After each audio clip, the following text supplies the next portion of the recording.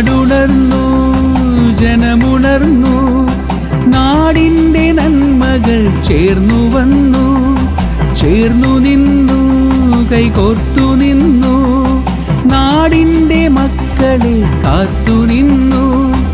ഇവിടമിനി നമ്മളാൽ ഒരുമയോടു ചേർന്നു നിന്നൊരു പുതിയ ലോകം പടുത്തുയർത്തും.